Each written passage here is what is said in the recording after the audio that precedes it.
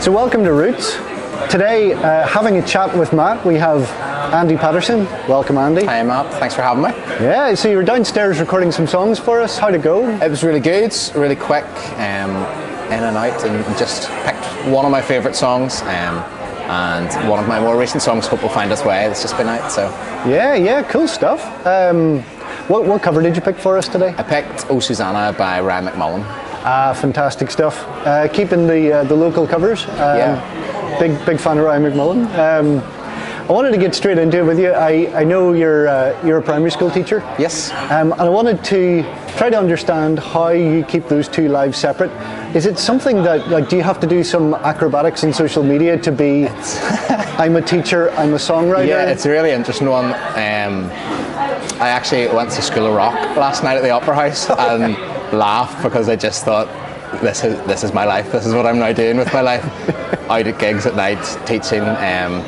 Yeah, it's interesting when you've got a gig. So last week I had a gig down in Dublin, and that finished at 11. So it was in the car, back up home, and into school the next day. And it's obviously on my social media. And you're going, I hope my boss doesn't mention this to me.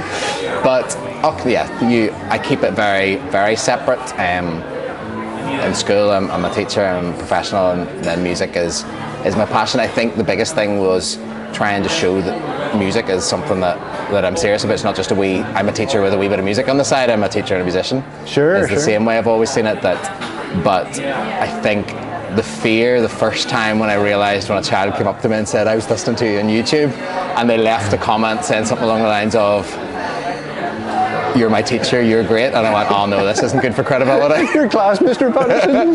So I was like, comments disabled on that. Sorry forward. I did wonder, did you lean into it at any point? Are you this Jack Black character in the classroom? I just think it's a bit cheesy to do that. That if a child comes up and says they heard it, you go, oh amazing, but equally you don't lean into that too much either. You just say, oh lovely, this is a decimal, let's talk about that. But so it's like dealing with a stalker at a gig. It's the same sort of thing. You're like, thanks so much. Yeah, it's lovely that you're listening to the stuff. Please stop coming to my house. Sort of thing. Just back away slowly. But I mean, so your new single, we were talking earlier on about Hope Will Find Its Way. Yeah. It's a bit of a departure for you. I guess your last big tune of the summer was Normal People. Yeah. And so it was really like kind of hit of the summertime good vibes. I guess it was deliberate to write. I'd originally written that track, Hope Will Find Its Way, in a bit more of a major key, and then a year or two ago I was experimenting with those minor chords, and it took on a different, particularly with the verses where it is lyrically in that darker place, and then bringing it into a major chord for the chorus of that glimpse of hope was what I wanted to bring out of it. But it definitely was something I was aware was different, and it really just came from playing gigs and not wanting to be playing 4 or 5 songs exactly the same. I wanted to try and have something in the middle of a set that was fun for me to play and a little bit more different, to mean that I could strip a song back the next one, or just to learn. I think over the years as I've been playing, releasing stuff, that it's good to be putting out a variety of sounds and to not just get pigeonholed in, I guess.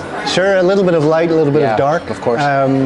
But you've done really well. Thanks. With your hot press single of the day, wasn't it? Yeah, I'd been working with the guy Colm, who works for a company called Flutterton, which has been amazing. So he's done a lot of work across up north, but mainly down around Dublin and lots of places in the south, and that's been amazing just to spread in this time of lockdown where we haven't been gigging things as much. It's been amazing just to make contacts with radio stations and different things down there. Yeah. Any favourite spots in Dublin that you've got to play so far? I did a gig a year or two ago, feels a long time now, in Doyle's, which is where they hold the Ruby sessions. And that was class. Just on the wall you've got like just the name of everyone you've ever listened to. You've Glenn Hansard, you've Damien Rice, you've Mumford and Sons, all these names on the back, and you're doing your songs in front of that. So that was cool. That was a really special time down in Dublin to play. Yeah, good stuff. So I mean, you've been going for a couple of years now. You're starting to get your way around the scene. You're getting 7,000 listens here and there on tracks. Have you had any assistance on the journey from anybody in particular? Or I think I'm really grateful for you guys here at Fireside. That it's been amazing to have. It feels like coming home to do something like this. That is the right answer. And to sit and talk. Yeah, just genuinely though, just the collective here of people, of contacts over the years that have become friends, and to do a gig or to do things like that here is always special. But more recently I've been doing, just through lockdown, the Arts Council did a lot of work with artists who had no income, artists who had no source of making music, and it was amazing to be able to get some funding through their individual resilience fund, and that first round supported normal people when it came out, and then more recently hope will find its way. So I'm really grateful to the Arts Council. They do amazing.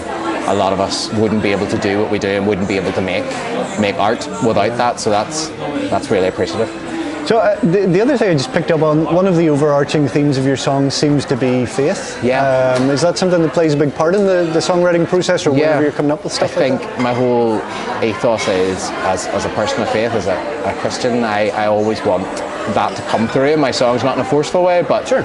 I think there's everyone I listen to, whatever their background, whatever their faith or none, it's if they're authentic and if they're singing about something that's true to them, it's always very evident, and that's something that I've always wanted to have in my music in a non-forceful way, but something that speaks about who I am and about my perspective on life and the world, I guess, and that's hopefully in the new track as well. So. Oh, good stuff. So coming up, have you any new projects planned? Anywhere we're going to see you soon? The next wee while, it's lots of open mics, lots of in the round sessions. I was playing in the Deer's Head the other night there with an amazing in the round gig set up by Phil Dalton and Rory Ellis. So yeah, it was great fun. Three different artists playing alongside each other, and that's something the next few months, hopefully get a chance to do a few more of those, and really just this time getting out and playing. It's been so long that I've been having to relearn every song I've ever written, I think.